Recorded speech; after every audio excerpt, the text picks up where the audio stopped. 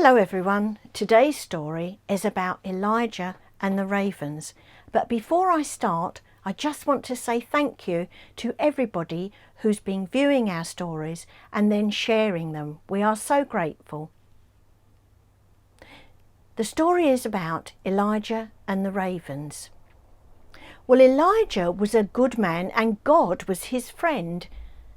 In the land where Elijah lived, there was a terrible drought, and it didn't rain for days and weeks and months even.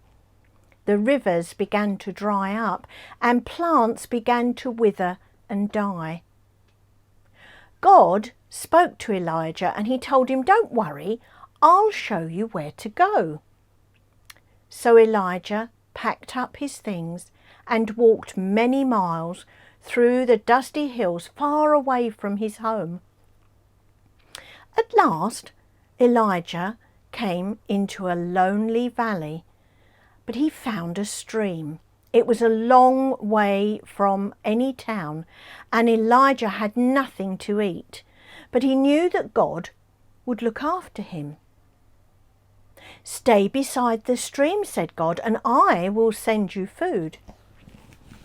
High in the sky, Elijah saw something moving. It was a big black bird called a raven. The raven was carrying something in its beak. It was a piece of bread. The raven flew down and gave the bread to Elijah, and it tasted really good. Then came another raven, and another, and another. Some brought bread and some brought meat. Soon Elijah had plenty to eat. Well, every morning and every evening the ravens returned carrying food. When Elijah was thirsty, he drank from the bubbling stream. When he was hungry, he ate the food that was brought to him.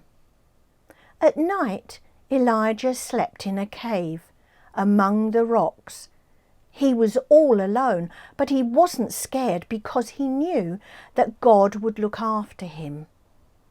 Each night he looked up at the moon and the stars which God had made, and he thanked God for being with him. Elijah lived by the stream until God told him it was time to leave. So Elijah packed up his things and left his quiet valley. He said goodbye to the birds who had helped him.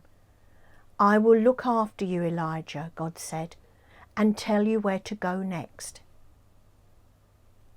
I hope you are staying safe and staying where you should be, and enjoyed listening about Elijah and the ravens. Remember, listen to the 90-second stories on Facebook with Carol for all Noah's Ark toddlers and their families each Friday, and then there are crafts with Kathy and myself on Wednesdays. Stay safe. Goodbye.